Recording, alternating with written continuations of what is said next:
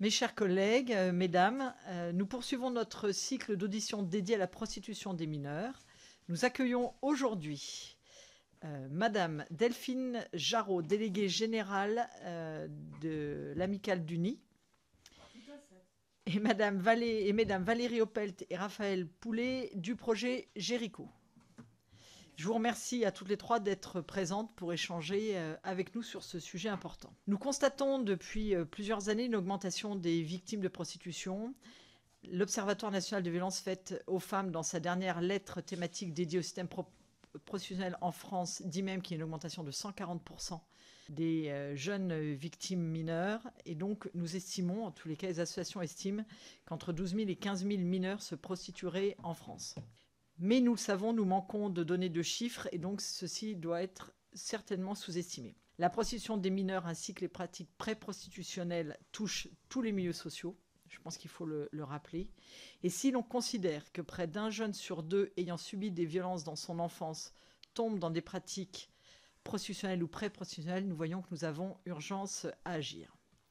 Alors, dans le cadre des auditions que nous menons sur le sujet, nous avons déjà rencontré un certain nombre d'acteurs, associations, familles, brigades de protection des mineurs, et tous font le même constat. La prostitution se banalise, voire se glamourise, surtout grâce aux réseaux sociaux. Les méthodes prostitutionnelles ont également bien évolué, passant maintenant principalement par Internet. La prostitution de rue ne représenterait plus que 10% de la pratique.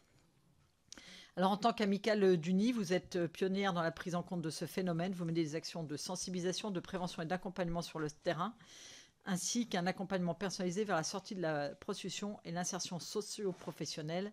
Aussi, nous serons très attentifs à vous entendre sur la spécificité des mineurs et comment nous pouvons agir au niveau des mineurs. Et puis, côté Jéricho, vous avez lancé une campagne de sensibilisation à partir d'une série web.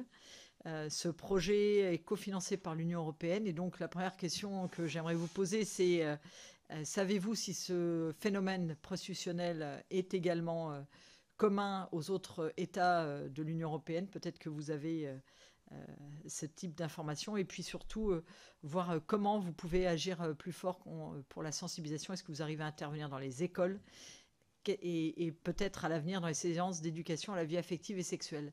Bref, face à ce fléau qui est la prostitution des mineurs, nous avons besoin de vos éclairages. Et je vous remercie encore d'être présent. Je vous laisse la parole pour un propos introductif et pour répondre à ces quelques premières interrogations. Et ensuite, avec nos collègues, nous pourrons passer à une phase d'échange.